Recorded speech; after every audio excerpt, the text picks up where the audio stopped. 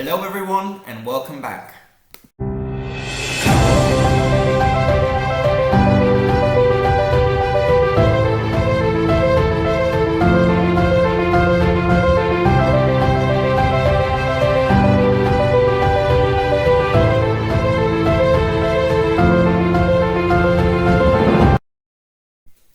I've been waiting one whole month for this book to arrive. Deliveries here to the Canary Islands take so long. I don't know why. I mean, one would expect that in the 21st century, deliveries, take not so long. But it's been one whole month since I last finished Midnight Tides. But the sixth book in the Malazan Book of the Fallen, Bonehunters, is finally here, and I could not be happier. This book arrived 2 days ago, and last night I already started the prologue, and I loved it. I've heard really good things about this book.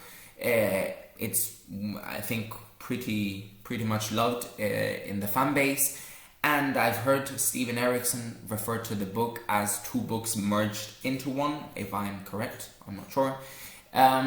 And well, I always think that the prologue is a really good opportunity to record a video, because I've always liked the prologues in the Malazan Book of the Fallen, because it really sets the tone really well for the rest of the book. And especially this one, I think it was a very interesting, also a bit different to the previous prologues in the series.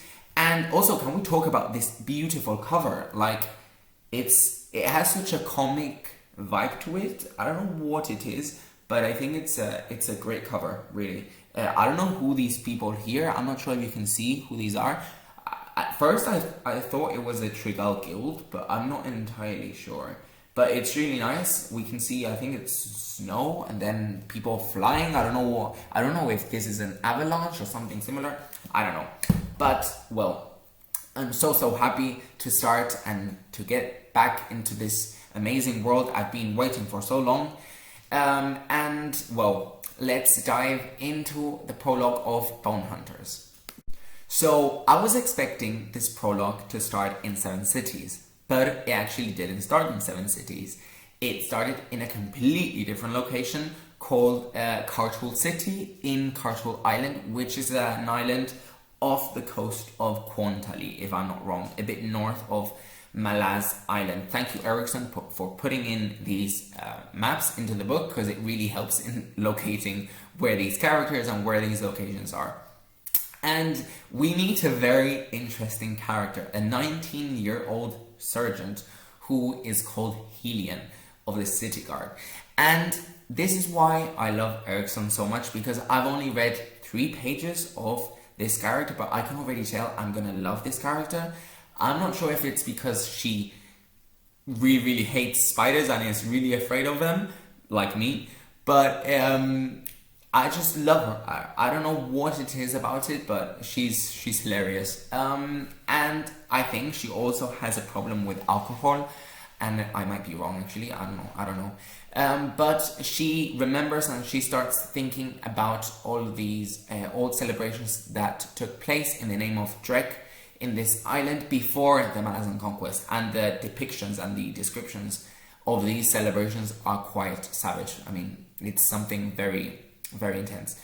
And she talks about how the cult of Drek and all of these priests and demi-Drek, and I'm a bit lost about that, but all of these were assassinated the night before the conquest.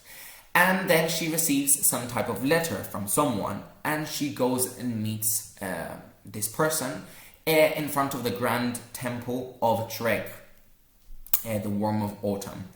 And this man is called Banaskar, I think. And then he is some former priest of Drek, who is now located in Malaz Island, but he came very quickly because of some sort of presentiment. And then they notice in front of the Grand Temple that there's a lot of dead spiders on the steps. Obviously, Helion is very afraid of spiders, so she was a bit skeptical about entering. But another priestess of the Queen of Dreams comes and meets them, and she asks what they are doing. And after, telling that he had some sort of bad presentiment, they break in and they find this scene full of slaughtered priests inside the temple. That was such an intense scene. It was very scary. It had a very serious and kind of dreadful tone. But then Banascar tells Helion that the temples will be informed and some investigations will be undertaken. And I was a bit confused about this, but then suddenly Banascar disappeared, like they didn't even notice. I don't know what happened there, but they couldn't even remember how he looked like or anything about him. So I guess he used some sort of sorcery, I'm not sure. But what I found really interesting is that Helion said at the end that she and her squad would be sent away somewhere. My question is, will they be sent to 7 cities, and that's why we got this prologue at the beginning, or what's gonna happen? But it was a very, very interesting scene. Scene 2 in this prologue got me very, very confused. I actually had to go and read a kind of summary of the scene on the internet because I was just so lost. I had no idea what was going on, because we see that there is some type of burial mound in the middle of the desert with a long asleep presence who is imprisoned inside this place, and the creature's name is called Dejim Nebrau. And it's said that this creature was born on the eve of the death of the First Empire, a child with 7 souls. I have no idea. When I was reading it, I was just like, is this some type of divers? Is this a woman? Who is this? Is this a demon? So I had no idea. But apparently this creature came of 7 troll baral, which were some type of creature formed by Decembelakis, who I think he was like the first emperor, right? I think I remember. I'm not entirely sure. So please, if someone has the answer to this, I would hugely appreciate. But then these creatures were hunted down and exterminated by Decembelakis' command, because things apparently got out of control or something happened. And these 7 creatures actually escaped, and they joined their souls, or they bound their souls into a mortal female called Dejim. And therefore this Divers was born from her. I don't know what happened here, but now in the present we have these 12 hooded nameless ones. Okay, so the nameless ones, I remember, I think it was in House of Chains, we saw quite a lot of mentions of these people, of this race, of this tribe. I think it had some relation with Mapo, and it also had some relation with Igatan in the place that we visited in House of Chains at some point, really briefly. There was some mention of that. And also I remember in Midnight Tides with, I can't remember the name of the little girl, but she was half a nameless one, or there was some mention of nameless ones in Midnight Tides at some point next to the tower, next to the Eternal Domicile. I think, maybe I'm wrong. But these 12 nameless ones have arrived and have begun some type of ritual to free this creature. And at the end of the ritual, they agree that this demon, this Divers, needs to do some sort of task for these nameless ones. And obviously he agrees so that he can get free. And he thinks the task will be easy because these victims or these prey or whatever are very close nearby.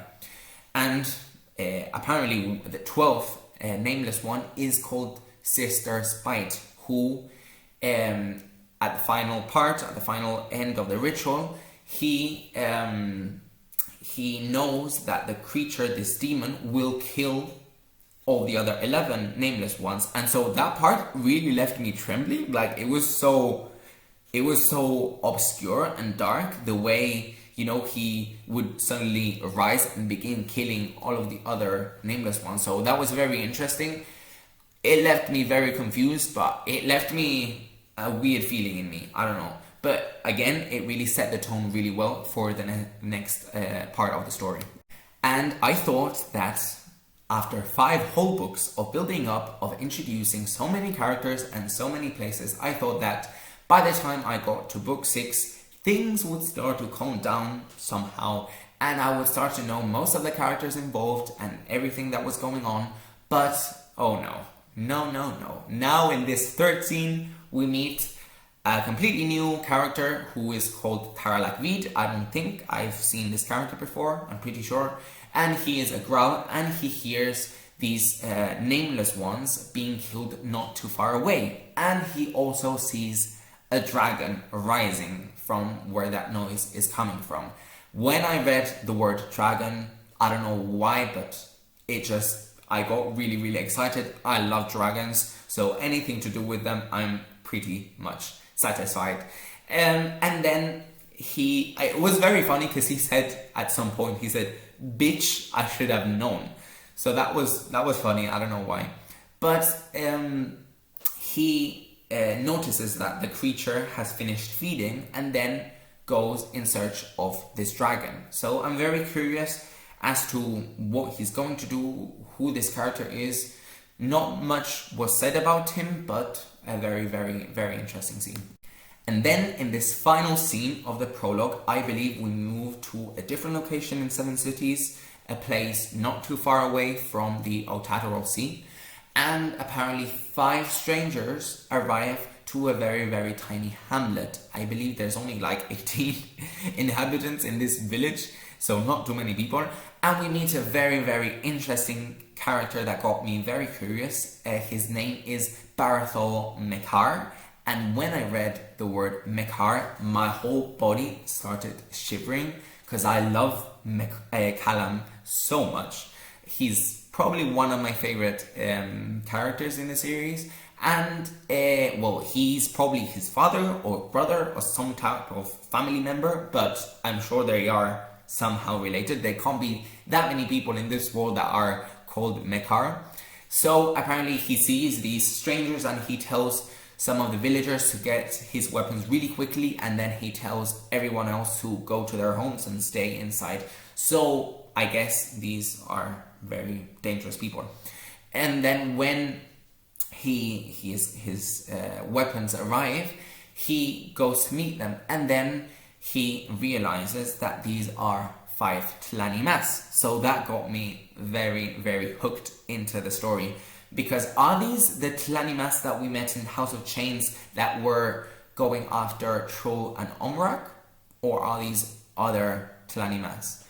But, well, this prologue in general got me very hooked into the series. I've already started reading the next sections of the book. And I must say, I've heard so many things about chapter 7 of Bonehunters. I have no idea what to expect. I have no spoilers, so I'm very excited to continue reading. I'll share my thoughts throughout my reading experience, but I can already tell that this book is going to be huge because I love this continent and these cast of characters are among my favorite. So thank you for watching, guys, and I'll keep uploading videos of Bonehunters in the next couple of days. Thank you and take care.